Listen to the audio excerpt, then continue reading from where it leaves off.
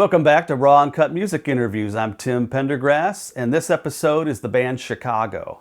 And we had two of the horn players. We had Jimmy Pankow and Walt Perizader. And we were at Walt's house up in, I think it was Studio City, California. They invited us over on a Saturday afternoon, and we sat there. What I thought would be a 20-minute interview went on for an hour and a half.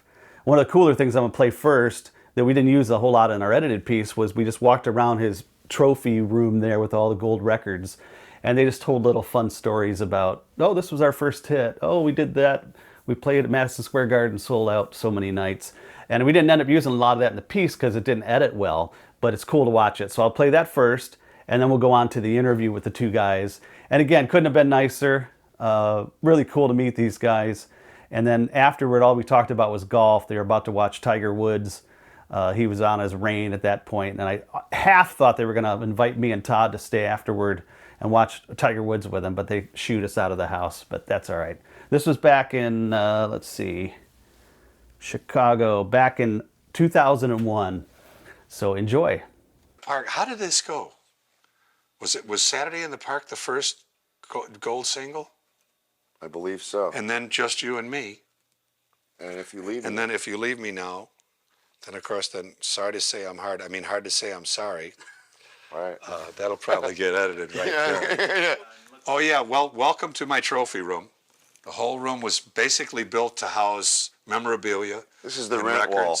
And yeah, this is the pay the rent wall, and I'm real proud to have you here.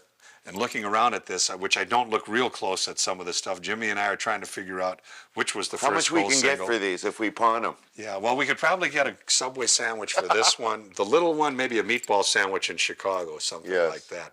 But the whole room is dedicated to music and media in here, which we've been fortunate enough to be in for almost 35 years. So this represents about 120, the whole room, about 120 million records sold. That's almost sounds like a McDonald's thing, doesn't it? Hey. Over 120 million hamburgers sold. Yeah. But Yeah, it's pretty remarkable. It reminds you of the hours spent in the studio making these darn records. And the fun we had doing it. Not to mention the tedium of getting everything just so. I mean, recording is a exacting process. The platinum side over here is over 1 million units. The gold side is over 500,000 units. That's how it's computed. And each one of these album covers is a different kind of rendition of the logo. You know, here we have one in chocolate. Here's one in tooled leather.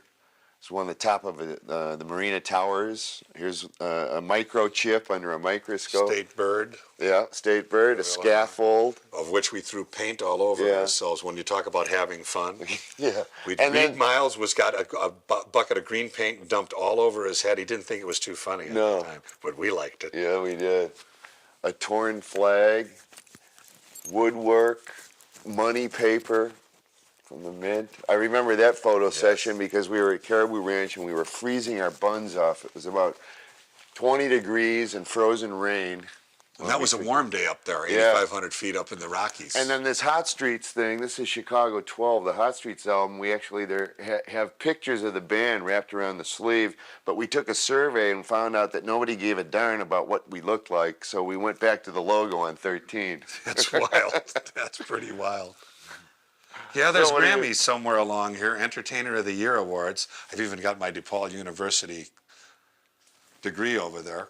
And this photograph there is Madison Square Garden. We were there with the Beach Boys. I remember we could feel the floor of the garden going up and down because of the people dancing. And there was a prom going on in the Felt Forum underneath. They evacuated the prom because they thought the floor was going to collapse. We did a week at Madison Square Garden there. We broke Frank Sinatra's record of playing there, and also the Chicago Stadium when we did a week there too. Of course, that's nothing to say the 6 months we spent in jail in Oklahoma City. So. And Walter's DePaul University diploma, and DePaul was the meeting place where all of this began, where Walter approached me. I know you 37 years. That's right, buddy. Which is 3 more years than the band's been together. And to sit here and look at all of this, who would have ever thought we would have been lucky enough to have all of this? Or that they would care. Right. And you know what? They're going to even put film in that. Yes. Princess Cruises and all of you nice airlines listening to this or whatever, maybe they will put film in next year at our 35th anniversary, and we'll do it for real next time, huh?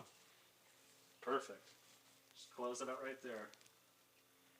Yeah, That's right. That was just the coolest. you know, man, I'm We telling loved you, it. we're more proud of that, I think, than anything. Yeah. I mean, that was really a labor of love because we had to rediscover the rock and roll of our parents' generation and modernize it, Chicagoize it, and then the addition of the Bill Watrous big band, the frosting on the cake. Shelley Berg did a great job threading the big band brass, in and around our horn section, and it was. Bruce Fairbairn did a great job too. Rest in peace. That was very. He was slated to do another project with us, and I had talked to him just a couple weeks before he died suddenly, and he was coming to L.A. and we were going to talk about a record. And next thing I heard, he had passed away in his sleep, and it was such a tragedy. And he was, as it turned out, had a band in Canada that did a lot of our charts, and he was a trumpet player, and we're thinking, here's this guy that produced Metallica and Aerosmith Van Halen, and he's a brass guy, and he had always loved the band, and when we put the idea to him, he just jumped up and down. He was thrilled about it, and I think we had more fun making that record. We were up in Vancouver for about a month and a half. We finished the basic tracks in 3 weeks. I mean, it was great. Basic tracks fun. and the horn tracks. And the horn It was tracks. all of the main stuff was done in 3.5 weeks because the basic tracks got done. Then the vocalists would come in at night. We'd be there in the afternoon so we could go to dinner and have fun. Right. And all that stuff. But Bruce, to digress and tell the story about him, being a trumpet player, he was such a fan of the group, and he told us this.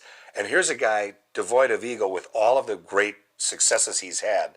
And he says, I got to see you for free once. I worked at a music store, and we had a top of a bass amp, and we came to the back of the Vancouver Coliseum, and you were headlining and sold out that night. We knocked on the entrance, the artist entrance door, and said, Chicago blew a top of a bass amp. We're here to give it to them. They let us in. We put the bass amp top at the back of the stage, went into the crowd, saw the whole show, came back, picked up the bass amp after we saw you, and walked out. And it was just, just a really wonder. He says, I'm a fan, and we were a fan of the work that he had done. And as Jimmy had said, it was so sad because I know we would have done something really cool because the big band album, Jimmy and I will sit on a plane and reminisce about different albums. And if that album would have sold one copy, it wouldn't have mattered because it was successful because of the musicality, just the challenge of doing that album and the fun that we had doing it. So we're looking forward to doing something like that when you talk about a new album. I think at this point of our career, that's what we should do with music. Well, it was a real great vehicle for the brass section to really sink its teeth into some instrumental fun. So much of the music that we're kind of obligated to perform on a commercial level is void of solo work because of the very nature of the commercial aspect of the music. So that album gave us a chance to really kind of kick some butt, and we really had fun doing it. Oh, and it shows, too. I think you guys gave us a VHS of some in-studio stuff we used. Right. That showed you guys clowning around. In fact, I happened to be on a cruise in Alaska, on Princess Cruises, happened to look and put the thing on, and here we were, making the big band album. That was in between martinis and the midnight. Looking good. Okay. This is kind of a broad question, but just looking back over your career, what are some of the big, or one or two big highlights, like looking back now, like maybe at the time you didn't appreciate it, and now you're like, geez, like we met Jimi Hendrix or whatever. Is there anything that comes to mind? Well, there's a lot of different milestones that we've had. Meeting Jimi Hendrix, where he tapped me on the back at the Whiskey A Go-Go back in 1968. And he looked at me and he says, the horns are like one set of lungs, and the guitar player's better than me. I'd like to do an album with the horn players and take you all out on tour as my opening act. And I thought he would turn me into a pillar of you-know-what or make me invisible. And he was just talking like we're talking now.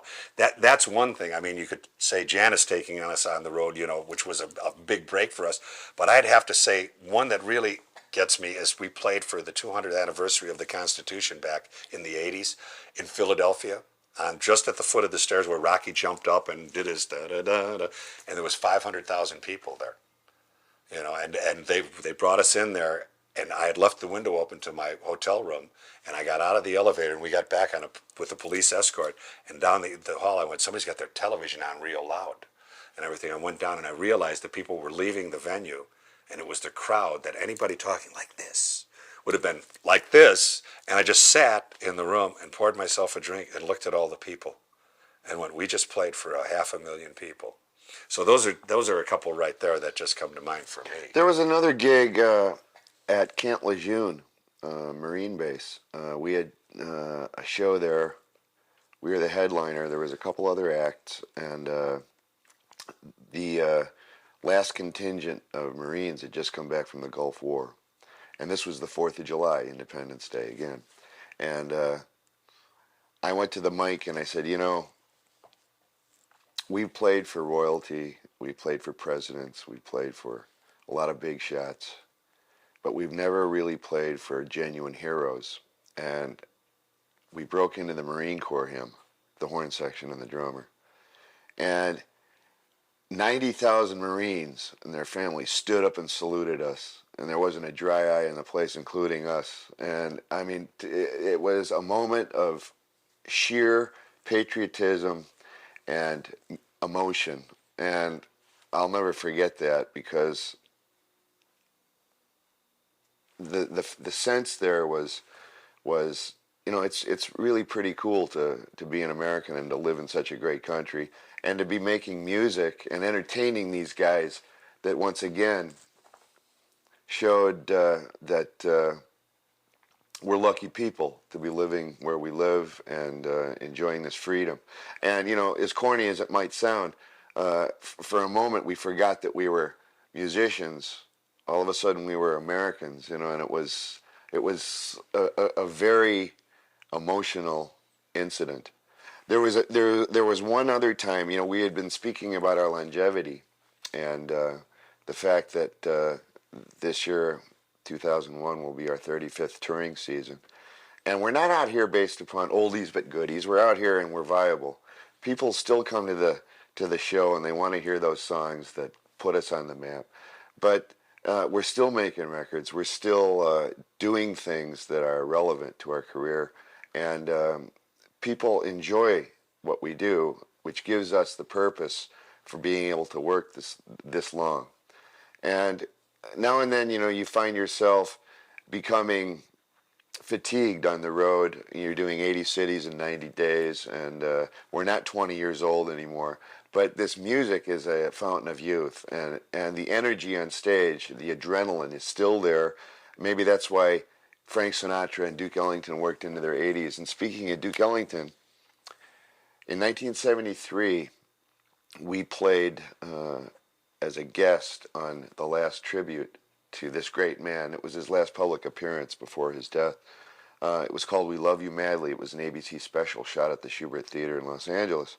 We finished the show. Actually, the show opened with Mr. Ellington going out and conducting the overture at the band, which was his signature song, A-Train. They wheeled him out in the wings in a wheelchair. He had a high fever, and he was covered with blankets, and his doctor pumped him up with some injections. They took the blankets off of him, and he had a tuxedo on. And Mr. Ellington's call, he walks out on stage, and like a 20-year-old kid, snapping his fingers with the pearly whites, conducted the all-star orchestra with every legend in jazz that was alive that day. And the place gave him a standing ovation. He finished A-Train, came off stage, and collapsed into the wheelchair, and they wheeled him back into the dressing room. And the next time we saw him, Walter and I were leaving the building after the performance, and out of the corner of our eye, we saw the Duke being wheeled down a ramp by his attendants in his wheelchair, and we just had to go over there and say hello to this great man.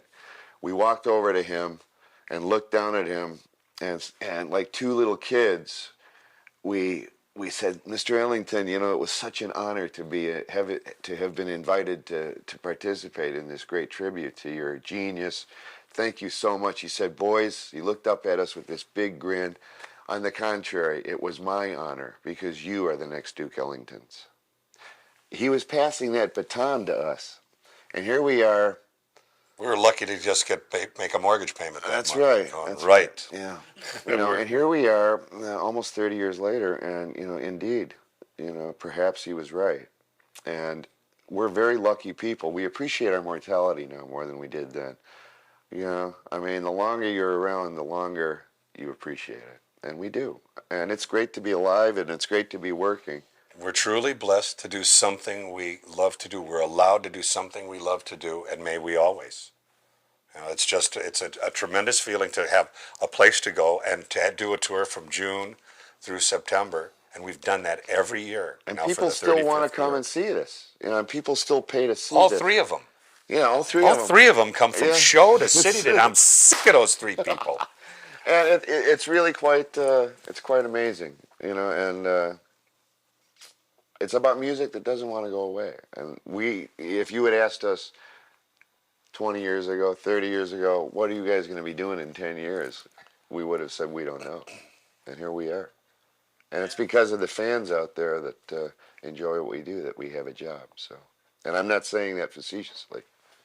Oh, absolutely. If you get the keisters in the seats. Like Absolutely. They always say, yeah. You throw could be the the greatest party. thing in the world and, you know, banging your head against the basement wall if nobody gave a damn. Let's talk about just a little more about touring. You're going to go on tour this summer, 35th year you just mentioned. Maybe just tell us a little bit about what it's like to go on tour after all this time. You still play the old favorites, or what does your show consist of these days? Well, we're going out this summer, and we will. The show. We always try to rethink the show. We've just done a spring tour that started in February and just ended up now April 1st in Hawaii. So we've already started to rethink what kind of new wrinkles we can put into a show, because touring for 34 straight years, this being the 35th touring season we have coming up to our 35th anniversary next February, we want to give those people that come to the show a little different wrinkle to go away from, so that they'll go, well, I wonder what they'll do next year, and they'll come back. So that we'll probably end up switching a little something around here or there, but we hit on a formula this last year that was a 2-hour show that people just loved. And when we were talking about stuff, Jimmy just happened to mention, he says, if it isn't broken, don't fix it. So we're going to try to tweak it a little bit, but maybe not a whole heck of a lot, because people they said, geez, that's the best show you ever did. It's awful nice to hear that after 33 years before that you've done shows, that you've done something that's topped all the other stuff. But, we've always said, whether it's recording or performing live, or in the studio, as long as we're improving on what we've done, that means we're going forward. The year that we don't go forward is probably the year we would sit back and say, maybe we should reassess this. So far we've been getting it right, and like Jimmy says, may we never get it right, because we'll keep trying until we do. And we'll do it as long as we can. I tell a story, and it'll bore Jimmy because he heard it a million times. My dad's going to be 88, but he's played music in two bands up to the age of 86, 87 years old. And he says, as long as you keep your teeth in your head, he's a trumpet player, and he's a trombone player, and I'm a saxophone player. He says, you can play as long as you want. And he says, and just remember that if you make one person happy out there, it's like stealing. When you take the money, it's like stealing. And then they'll go, kid, take the money. It pays for nice things. The reality of it. But here we are, allowed to do something, like I said, that we love to do, and we're throwing the party, and people say, well, you've got the keisters in the seats. As long as we throw the party and people come to the party, we're happy people. So, we look forward this summer to putting a few different wrinkles in that show and having as much fun as we can. And we always say that the 2 hours that we're on stage, that's really for free. It's the other 22 hours of either bouncing around on a bus or in a plane, or trying to hit a meal like a shark on the run in a hotel. Those are the things you get paid for. Yeah, when the room service menu and the remote control are your best friends. Right. And it happens. A sandwich and the remote. It gets lonely out there. Yes. That's very well put, actually. I've never heard that type of I guess every musician must feel that way. It's that when you're up there, like, I do this for nothing. I'm telling you, Yeah, every night is like the first night, because every audience situation is different. There's different combinations. And that's what keeps these songs fresh that you've been playing for so many years, because they're experiencing this stuff for the first time, maybe. And we look out there and we see generations. Apparently this music is not subject to demographics in terms of age, because we'll see grandma and grandpa and their kids and their kids' kids all enjoying the music together. And we've had kids come up to us asking us to sign our first album, and it's Chicago 16. and they go home and they see CTA or Chicago 2 in their folks' collection, and they put two and two together. They realize this is the same artist. And all of a sudden, we're a family affair. It's great. They sort of short circuit a little bit when they wonder what it is, because you'll see a kid 15 years old in New Jersey at the front of the stage singing, does anybody really know what time it is? Or I'm a man. And I just went up to the front of the stage and says, how do you know that music? Because I'm thinking, this kid wasn't even a twinkle in his parents' eyes, way removed from being a twinkle in his parents' eyes, when this music was done. And he says, I had an older brother, or my parents had this, and I liked it, so I went out and bought the other stuff. And you hear him singing these words that it's amazing. And like Jimmy said, it's multi-generational, and you don't think it spans so many different age groups that when you think about it. When we started out, Grandma and Grandpa were 20, we're in their 25, late 20s, early 20s, or whatever it is. And it's always not cool to listen to your folks' music, but they come home and they discover this, and we become a common denominator. That's pretty remarkable. That it's cool, no matter how old or how young you are. They're all sitting there. Yeah. It isn't a bunch of people with tattoos and a 666 here going, Satan! They're all having a good time. Nobody's beating on each other. And they go home and you see them year after year. We've seen kids grow up or people get older. And in certain cities, in Cincinnati, different places, we'll look for certain people in the audience. And if they're not there, we wonder if they're okay. Because that's what happens from year to year. There used to be a couple of guys, that one guy in Cincinnati, he'd be there all the time. One year he wasn't. Louis, and then the next year he was back again, but we worried about him because we thought maybe something happened to him. Then all of a sudden you see that guy that got married, had the kids, all of a sudden the kids are there, or they're babies and they got the earplugs in so that they don't go deaf so they can enjoy us when they get older. So it's really sort of a kick to see all of this go on in front of us, and people say, you still get nervous after all of this time? Well, Sinatra would say, kid, the minute you don't get nervous before a show, that's the time I'm going to retire. Yeah, those butterflies are an essential. You take it for granted. You're not taking it serious. And there's not one night, I will tell you, he's been sick, I've been sick, we won't even get into the hearts and flowers and the violin and all of this stuff. But you know what? It transforms you. If it transformed Duke Ellington into a 22-year-old man when he was dying, he died 6 to 8 months later on that show, it's transformed us, whatever ailment we've had, that you never say, I'm just going to get through this show. You might say it in your mind in the back room, say, oh man, I don't know. And then all of a sudden you get out there and you go, wham, you're there, and you're going to spend it all on that stage, because those people paid their hard-earned money to come out there and see you, planned for this. And they don't care that you're going to be in Cleveland last night or you were great in Dallas the night before. You're there that night, and that's the only show that counts to them. So you got to make it work. And it's a lot of fun to do. If we'd sit here complaining to you, you'd probably shut that camera off and go, these guys ought to have their head examined. Stick their finger in a light socket and get the hell out of here. Yeah, because both Todd and I would probably like to be in your position. That was one of the questions. Being a musician for all your life, because we both play guitar and mess around, but we've never made a living at it.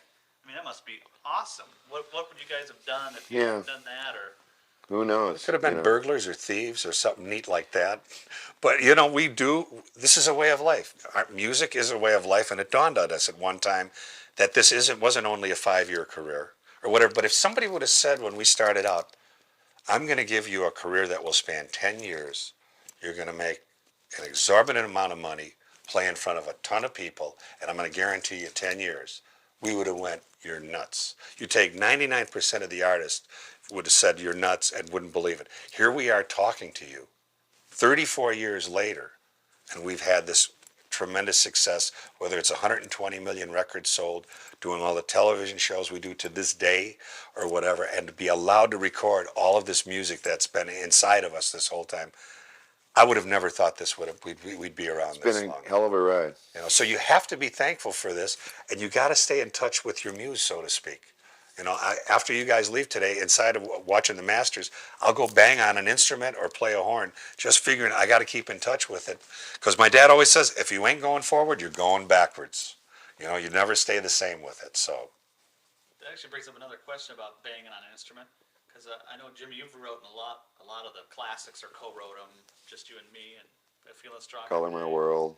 Yeah, Make Me Smile. You obviously aren't writing them on a trombone. Do you play No. How do you write? No, I actually use keyboard as my writing instrument. and back in college, I decided it was advantageous to, because I heard this stuff going on in my head, and the monophonic nature of the trombone wasn't really capable of addressing that. So I took up keyboard, and I'm no Oscar Peterson by any means. played a couple I can't gigs. sit there and tinkle the keys at a cocktail party and be believable. But I do have my hands on the harmonic aspect of the instrument enough so that I can create songs, and I can establish chordal relationships, and come up with you know a basis for which to do my writing. And it's another outlet. It really is. I'm playing the trombone. The trombone is my baby. I've been playing that for most of my life. But the keyboard is something that I can reach a lot of other avenues, and I can all this stuff that's going on in my brain has an outlet harmonically, and it seems to have worked. I'm still writing, and trying to find that next thing. That those hooks are kind of flopping around inside my head. And I think all of us as songwriters, we need a chordal relationship to accomplish that. The trombone is kind of my melodic voice, and I can establish melody with the trombone, but the guts of the song has to be accomplished on a chordal instrument.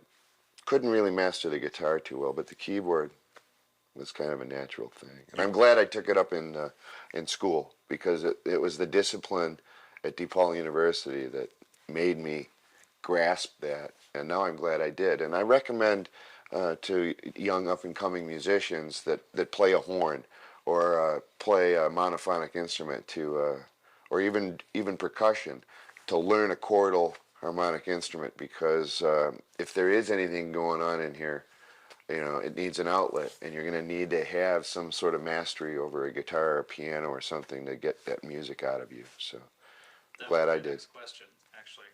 Like, we were going to talk, how would a horn player today that might be a fan of you guys and big band music, Right.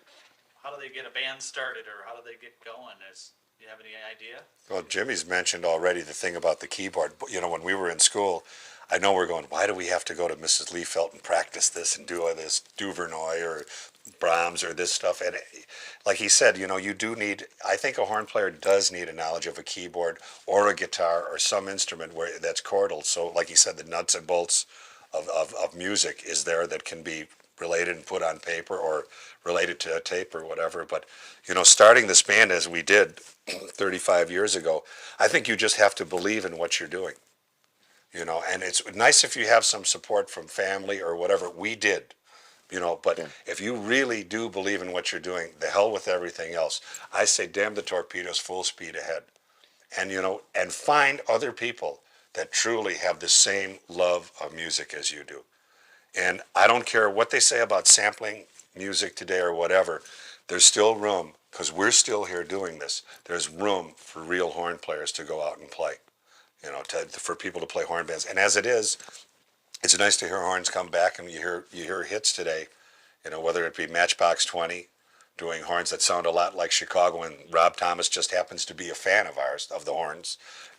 There's room for good musicians and for horn players, because we've done different things at talking to kids at different colleges, and they'll say, is there any room for me, a saxophone player or a trombone player? And there is. But you know what? Don't let anybody say, oh, you can't do this. Yes, you can. And you know what? Work at what you do real hard, and don't be discouraged, and keep punching, because if we would have stopped when the first guy fired us, or whatever, charged us a dime for a glass of water, we wouldn't be sitting here talking now. We'd probably be on that side interviewing you guys. Music is part of our culture. It's an international language, not only in this country, but every country in the world. It's indigenous to that culture, and it'd be a boring place, this world, without music. It puts smiles on people's faces. It evokes emotion. The emotion of love. Most hit songs are love songs. It's a powerful emotion. The antithesis is hate. It's a powerful emotion. Songs express both. Songs express anger. Songs express the whole spectrum of emotion. To be able to tap into that, and as a songwriter, again, we have this unique opportunity of being able to write personal thoughts and stories of personal experiences down and share them with literally millions of people, because these people experience the same feelings at one point or another in their lives. We can be on stage and be playing a given song, and you look out and you see people remembering where they were, when they heard that song on the radio or when they put that song on the phonograph or whatever. And it's a communal thing. It's a give and take thing. And you don't have to make a living at this. We happen to be fortunate enough to have been able to do that. I have a son who's a percussionist. He's at Berklee School of Music in Boston. And I don't expect him to make a living out of playing the drums. He's having a great time. He's very talented. And he's learning the craft. He's learning the business, because they teach everything from management to production. It's not just performance. And if someone loves this and is able to put food on the table on top of doing something they enjoy, that's a big blessing. It's a big gift. And it doesn't have to be music, really. I mean, success is going to work and looking forward to that drive to work.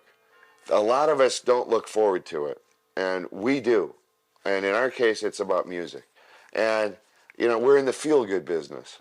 And we used to think in the old days, we were politically motivated in a lot of ways. Robert Lamb in particular was one of the songwriters in the band that used what we do as a platform to voice his political ideas. And we had voters registration information at our gigs, and it was the 18-year-old vote issue. Guys are going to Vietnam and dying for our country, but yet they weren't old enough to vote, and we thought that was an incredible inequity. So we were informing young people about that issue, and all of a sudden we realized, that our real obligation here is to entertain. People get hit over the head with the media. I mean, the newspapers and television. There's all this muck and mire and bad news. And, our world is full of that. And when they come to our show, man, we want them to forget that stuff for a couple hours. We want them to walk away with a big smile on their face. If they do, we've done our job. So we're lucky to be in the feel-good business. And to any people that play music, whether it's for a living or whether it's at a party for fun, they have to feel good inside, because they're accomplishing the same thing. We just happen to be able to be paying the rent and doing it at the same time. So, man, that's great. That's very true. Anybody that sits down and plays at a piano or sings at a party, like you're saying, both of my girls are musical. Looked like they were going to go into music or whatever, and they're older now. They're not, but they will never, ever lose their love for music. Like your son, he might end up being the president of Capitol Records, and knowing all the nuts and bolts, but he will never, ever have that music taken away from him. And like Jimmy says, to be able to sit down and do that, whether the stage is that high, going over at a cocktail party or whatever and playing a sing-along piano, or as high as the ones we get on, what's the difference? You'll always have that there. And it sure is a hell of a lot better. I remember being a kid playing in nightclubs. It was a heck of a lot better being frustrated and getting it out playing a solo on the saxophone than taking a car and running it into a bunch of kids or taking a gun shooting somebody. And that's pretty relevant these days when you think about it. Somebody picks up a horn or something else, they're not thinking about the screwy things, so it's not too bad. It would be a therapy if nothing else, So, yeah, you don't have to do it for a living. You can just do it every once in a while. It sure will make you feel good. Oh yeah, we do it all the time. We have a little room in my house that is a jam room with a little PA and there you Cool. go. guitar. We just have a ball. Yeah, Have a bunch man. of beers, have people over, sing old 70s and 60s songs. How can you beat that? It's live, and the people just love it. They yelled out one time when we did Chicago stop. forget. They're human. They're human. Well, without getting into anything weird or political with you guys, very few bands make it when a lead singer leaves and they get another lead singer. Van Halen's done it. You guys have done it. You seem to have just kind of went right along. It's because the logo is the unit. the logo is the identity. We're pretty much faceless people. I can still take my kids to the zoo or whatever and not get hassled. Billy Joel, Michael Jackson, they can't do things like that. So we can hide behind that logo. We can enjoy the fruits of our labor. I mean, we get recognized, but it's always, when it happens, it's a very gracious thing. It's a respectful thing. And it's usually a fan. But we're not individual faces. And so we have a real advantage there. We can have more or less a normal life. And, our stage persona is one side of me. And Jimmy Pankow, the dad, and family guy is the other side of me. I get up there on stage in front of 10,000 people. I'm Jimmy Pankow, the entertainer. I go home, my wife says, get the garbage out there because the garbage men are coming today. So it's like, it's a dichotomy, but it keeps your head straight. There's not too many bands that have a singer lose a singer that it will work. Forget about being a faceless band. You mentioned Van Halen has been successful. We have, but I could mention, and they will go nameless right now, the bands that lost a singer, was immediately over. It probably helps that we had two other singers along the way. There's always been three lead singers in the band, although a voice can be very identifiable and it can hurt you or whatever. But it's sort of nice to be sitting here 16 years later to say we haven't missed a beat and we've been able to go ahead and work, and thanks to the nice people out there that have supported us to do that. But I don't know how to explain that exactly. The faceless band, yes, we are, and the parts could be interchangeable. None of us really I think once in a while, every once of us will go, well, they couldn't do it without me. But you know what? You can kill a president or depose a head of state of a country. Anybody's replaceable. But I just think that there's been fate, and the good Lord upstairs has really smiled on us that way, because how could I say, why would we be so lucky, or why should Van Halen have been so lucky that they've gone on and done it? I could, sit here and get grandiose and say, we really love our music, which we do. There's a lot of energy. We'd pick up the pieces and keep going, and we've worked hard. But that's still not enough to say explain that intangible that happened to us. Well, Van Halen is a real band. Chicago is a band. And it's the ensemble that has the strength. It's not any of the individuals. It's the combination of those individuals. And if the integrity of what this music is remains the same, then if you have some changes here and there, but keep the nucleus intact, it still works. And four of us are still original. And, we kind of oversee what's going on, and we have our pulse on what Chicago is musically, basically. It's the people in the band and how they play and how they address, the music that gives it its personality. If I wrote a song and gave it to somebody else, it wouldn't be the same song as it is when I can sit there and write a song, lyrics, music, arrangements, bada bing. But it's when the band gives this song life. Each guy in the band does his own little piece of magic, and it becomes Chicago because of the people in the band and how they play this. And that remains intact today. And Van Halen is this, it's a band, and they have a sound. And that sound it's not about what this guy does or what that guy does, it's about what those guys do together. Yeah, that's true. Or else David Lee Roth would have went off and had a huge career, and he didn't. Right. Right. Not to name any names. No, but I can't, No. because it's not going to be on the tape. You guys Or are somebody answering else. I could name Yeah. other bands that were bands that didn't make it, and I Right. won't say right I'll say now. on tape. Okay. Toto. Anyhow, Yeah. That's right.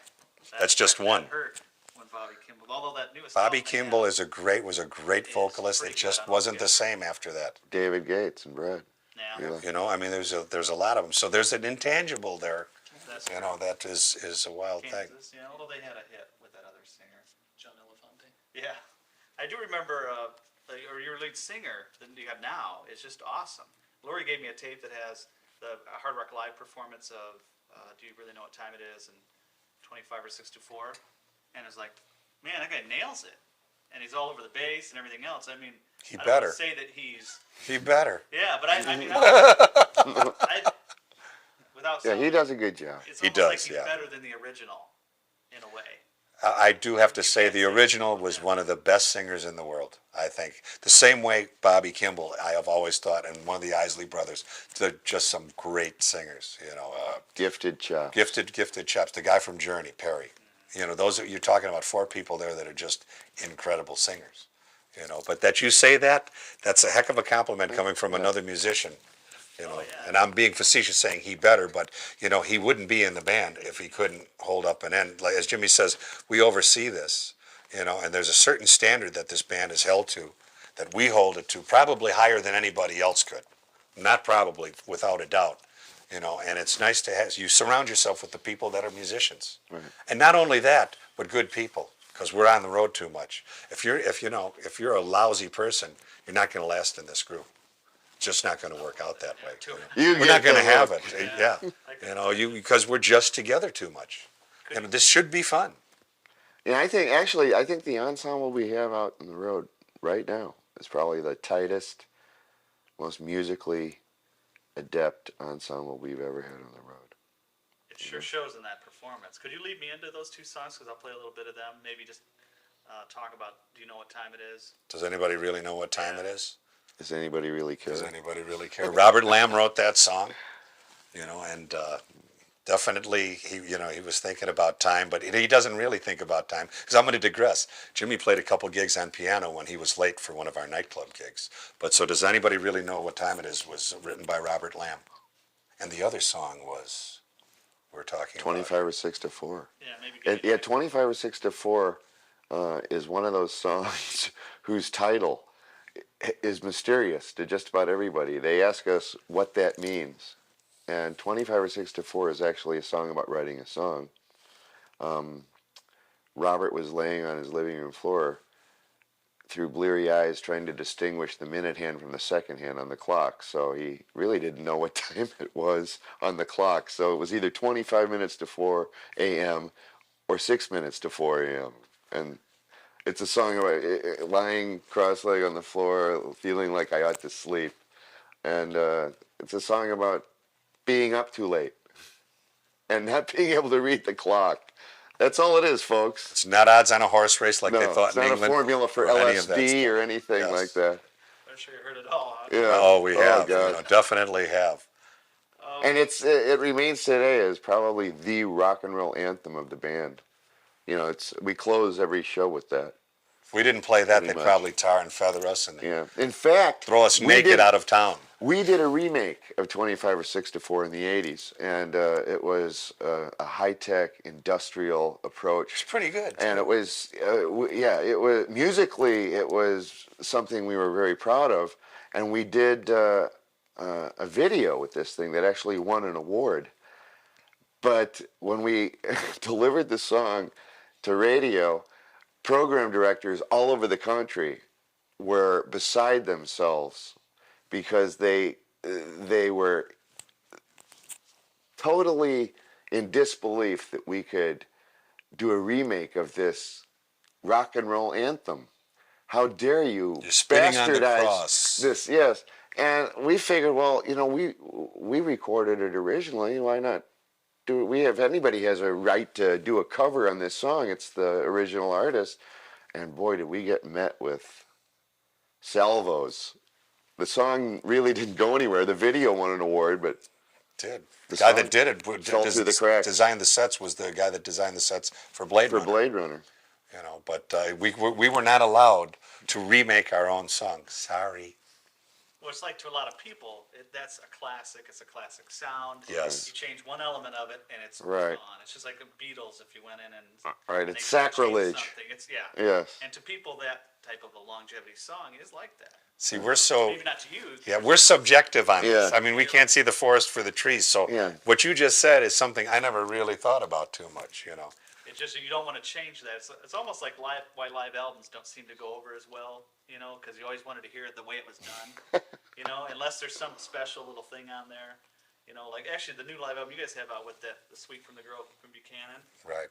That is so awesome. I don't know how long you've been going back and playing that whole thing rather than pulling the hits out of it, but we played the entire ballet in concert. He wrote that whole thing, and I have to tell you, to this day, 34, well, maybe a little less than that, 32 years later, Every night when we get done with that whole piece of music, and I figure that I've practiced pretty much over the years, I breathe a sigh of relief that I've played it correctly. It's just as hard now as it was when he first wrote it. You know, and I could tell stories about Color My World where he said, bring your flute down when we were making $17 a week and playing for free at the whiskey or whatever. And he was playing the arpeggios and he looked at this and then he looked up at me when you talk about something being subjective. And he looked at me after playing Color My World and he says, is this any good? And I said, just being positive because this doesn't make me the sage or soothsayer. I says, it'll make me famous. You know, just being supportive, and it sounded good to me. But to see him look at me, and how many times, I wish I had a buck for every time he looked at me and said, is this any good? You know, because he gets so wrapped up in it. But that piece of music, to play that whole piece, anybody in the band that would say, we just knocked this off and it's like rolling off a log, they're lying. Yeah, it's not 145. That's a piece of music that's really challenging, and thank God it is. It keeps us on our musical toes every night. And there have been times when we've pulled a couple of hits off and did maybe a little medley of it, folks, out there. But basically, we've been playing it in its entirety for a few years in a row now, and I'm glad we are because it really is a great piece of music. Yeah, I mean, that's before the day. We didn't know what editing was. You know, they Make Me Smile was clipped from that ballet. It became the first hit for the band. Color My World was clipped. And our songs were actually longer cuts back in those days. And Jimmy Guercio negotiated a double record set for this new artist. Columbia was very reticent about allowing the band a double album. The expense of the manufacturing and the marketing of this thing was prohibitive, and so Guercio made a deal with Clive Davis, and lo and behold, we were given a green light. And the reason was that the songs were so long that if we had done one disc, we wouldn't have covered the whole spectrum of what this band was all about. So to have a single on the radio, we had to go back in the studio and edit big time, because we didn't make 3 or 4 minute songs. And that's all that you hear nowadays. I mean, people actually go in the studio and they make a CD of 3-minute songs because they're looking to get on radio. Yeah. Oh, I just love that, though. I think, to me, that's like the classic ending of Abbey Road, you know, where all the songs bleed together right to the end. Mm-hmm. That's ballet. Right. It's exactly like that. I picked up it was you guys live in Chicago, or in Japan. It was like a Yes. cover, but it was only Yes. released in Japan. Yeah. You know what? 1977 Very good quality. On They vinyl, yeah. it's awesome. Yeah, the quality of it. They Or put 2 70 8-track machines together. 72. 72, I think it was. They put 2 8-track You guys did machines that whole together. thing. Yes. It was just cool as hell. Yeah. And it was really well engineered. I mean, the Very sound well of that done. thing, I like it much better than Carnegie Hall, which was the embodiment of a week at Carnegie Hall, which was another landmark in our career. The first pop act to go in there and sell out a week and capture it on a 4-record set. And go back the next year and do the same thing again. Yeah, but the production and the engineering, frankly, in my opinion, on that Japanese live record was just awesome. You guys have that? Is that available? Yeah, that's available. it's available on CD. Yeah. Oh, okay. I Sure. wasn't sure if it Yeah, was. that I is. have Yeah. that vinyl version. We'll be selling records out of the back of our car, or the fantail of this princess ship.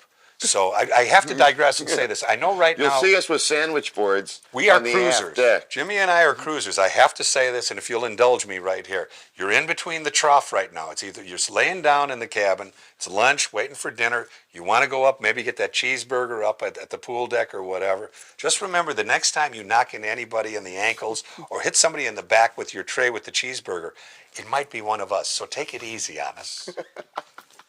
Had to say that. We are cruisers. We do enjoy it. The guy from Princess Cruises is actually from Detroit, from Michigan. The guy who books all the entertainment that I give his pieces to. He'll love that. Gotta have that.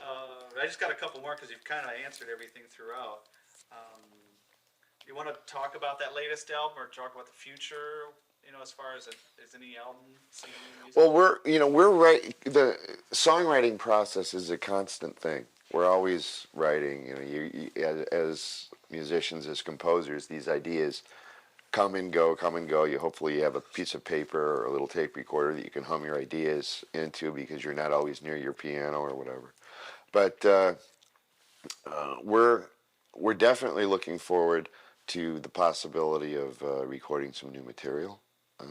It's been a while. It's been over 10 years since we've had a live studio album, and we'd like to do that. And it looks as though that possibility is going to be available to us. There's a lot of songs that have been written, some by myself. Others in the band have written songs, and we're looking outside for songs. A great song is a great song. So we're looking at perhaps after the summer tour this year of having some production meetings and talking about that. And if not this fall, maybe next spring. I think that's always in the offing, and we're sort of proud of the fact that we're one of two bands that have had hits in 4 different decades. Now, who's the other band? You get 10 seconds, 10, 9, 8, Okay, the Rolling Stones would be the other one. Hits in 4 decades. So if, God willing, we would have a chance to get in the studio and the people would buy a song, we might be the first band to have hits in 5 decades. Which is, you know what? If it happens, that's fine. And if it doesn't happen, what can you say? With all of the wonderful success we've had. But we're always going forward. And as Jimmy said, everybody's writing. So why not get this out on, I was going to say vinyl, but I'll really date myself. Get it out there digitized or whatever way it is and see what happens with it and just have fun. It's just another extension of the creative process, whether it's playing live, in front of people, or going in the studio and doing this that we enjoy doing. So we don't foresee in the distant future stopping any part of that.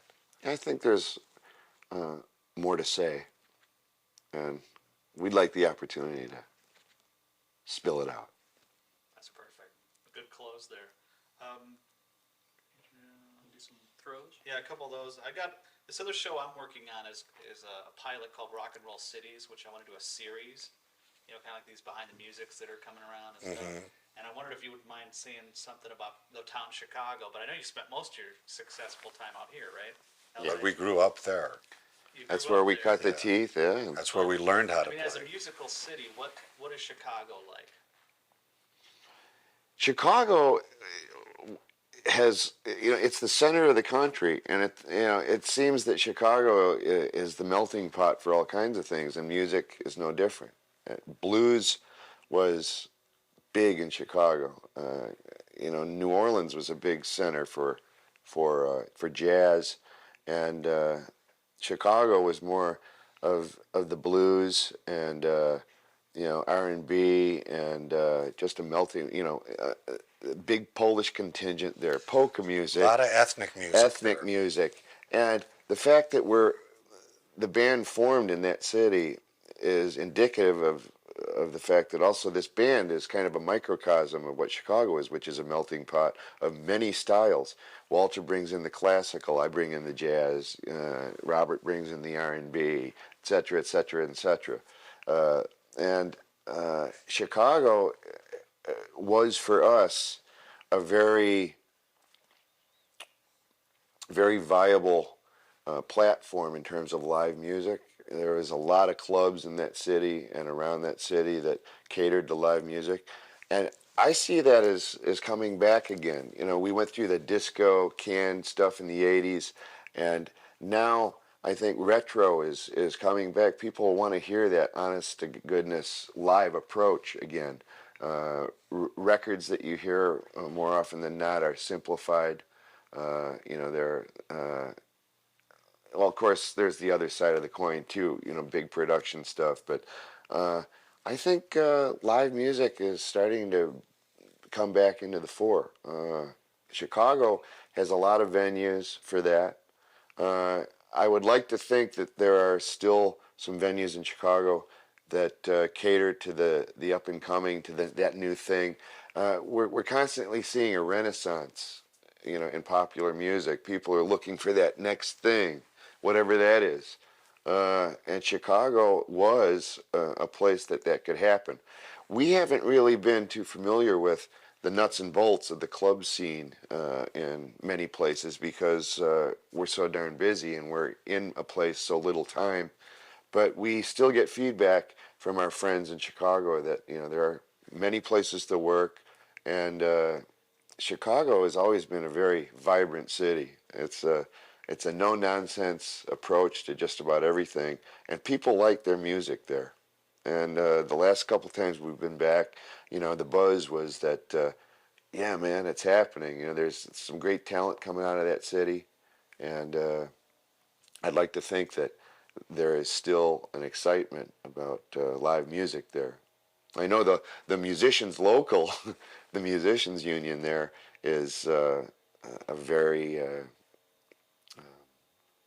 dynamic local in the Federation of Musicians in terms of the rest of the country. A lot of things are happening out of that city. They've just signed all their contracts for all of the lyric operas, for all the shows and everything. The musicians, it's a working town where musicians work. A lot of the clubs dried up in the 80s from the disco thing or whatever, late 70s, early 80s or whatever.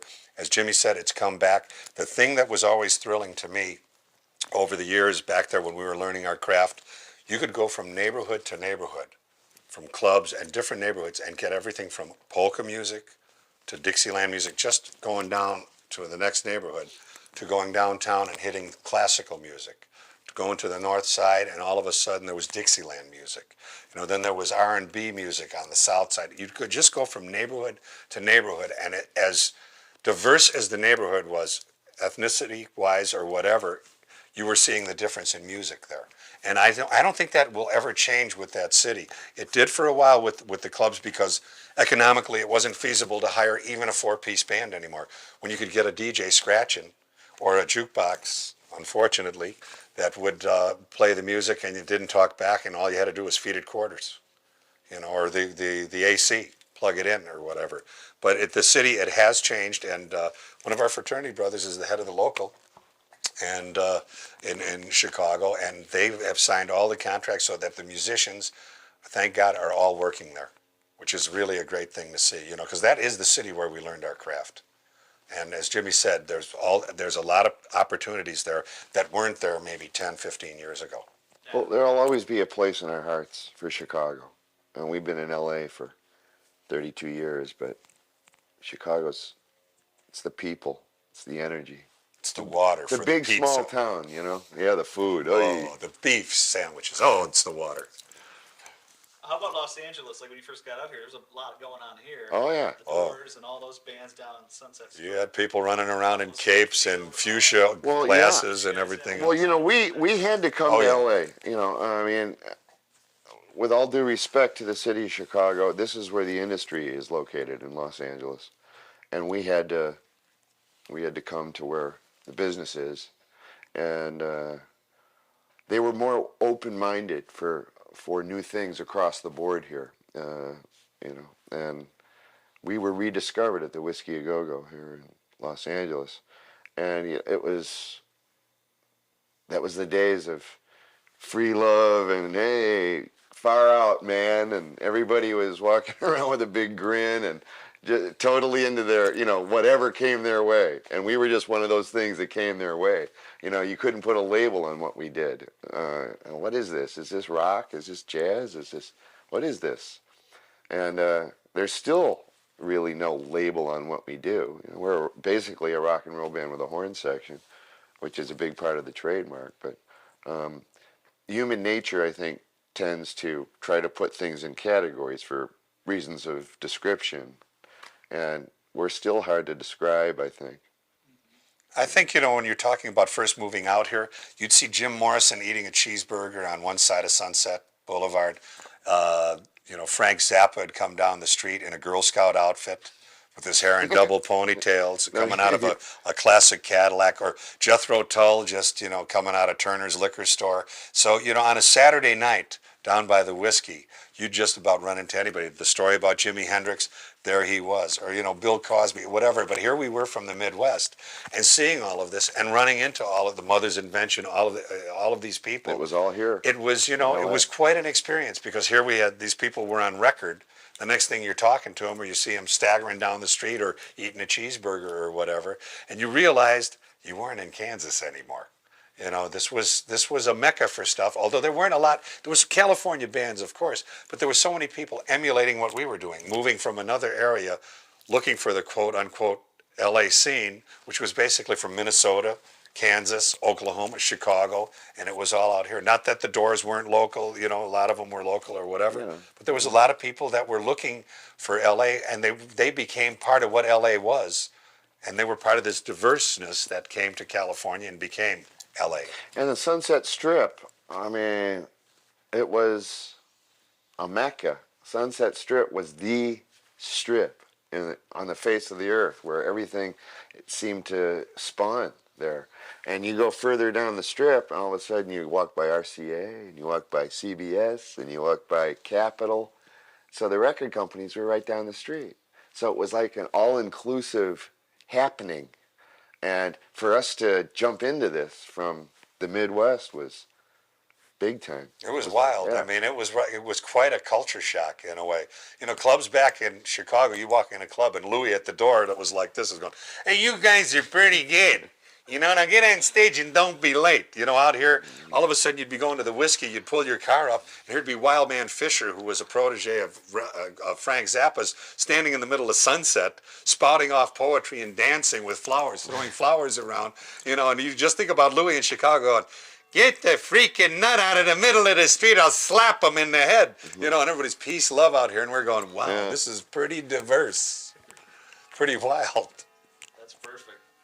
And then just one thing that I'd like to start these shows out with, just a little introduction, like you introduce yourself straight to camera, and one for Princess Cruises, and then we'll just do one generic one, like thanks for flying with us today. We're the group Chicago. I'm come out and see us, or anything you want to say. So in other words, something like, "Hi, this is Walt Parazater with the group Chicago. Yeah. And thanks for sailing with Princess Cruises," or Yeah, is thanks that? for joining us on your cruise today, and you can say something funny, and then Okay. Princess Cruises Sure. makes it customized for them. Okay. Anytime they're ready. I'll start then, I guess. Hi, I'm Walt Parazater from the musical group Chicago, and it's nice to join you on your Princess Cruise because I might be in the next cabin. Keep it down a little bit. I'm Jimmy Pankow. Happy sailing on Princess. Don't eat too much and enjoy the band. Chicago. Perfect. And then just one for thanks for flying with us today, or something like that, so I can use it for all the airlines. Okay. Hi, this is Walt Parazater of the group Chicago. Thanks for flying with us today and putting up with all our chatter. Hope you've enjoyed the fun that we've had, and happy landings. You know what? Let's do it again. Hi, this is Walt Hang on a Parazater. second. Should he go, "Hi, this is Walt Parazater," And or, you say your name. And do it and together? Jimmy Pankow of Yeah, maybe that'd Chicago, be- and then yeah. you can give him a spiel. Okay. Hi, this is Walt Parazater, And Jimmy Pankow of the band Chicago. and we hope you're enjoying our conversation today. May you have a smooth landing, and thanks for putting up with all the musical talk. Perfect. I got one last favor one to ask for my buddies back in Michigan. Hey, you know what? Tim is the greatest effing bass player, man. Oh, guitar. Far out. yeah, Oh, it's a sorry, good- guitar. Oh, yeah. six strings. Okay, 6 strings. I got it. I do a Christmas video every year where I do stupid skits and crap like that, and I send it Yeah. back to all my college buddies and high school buddies. Maybe you just say something like "Merry Christmas to you," we're the group Chicago, and we remember Niles, Michigan. We were discovered there. Do something like that. With the Shula Shula Supper Club. Yeah. Do you want to Sure. start and you can do the spiel? Or This? actually, I can stand behind you guys like I'm perfect. Okay, great. Better. I'll Should we just say anything about your holiday thing? Yeah, Merry Christmas to you. Okay. Okay. Hi, this is Jimmy Pankow. And I'm Walt Parazater. We're with the group Chicago. And I'm the newest member. Yeah, and this is Tim. He is about to give you another holiday repertoire of a nature that only he can capture, and we hope that you hold a dear place in your heart for Tim in the state of Michigan. After all, we cut our teeth at Niles, Michigan, at Shula's Supper Club. Tim was there. He was playing Happy guitar holidays, there, too. He was yeah. playing guitar there. He's a great guitar player. Thanks, guys. Sure. It's almost a rollout too. So. Oh, okay.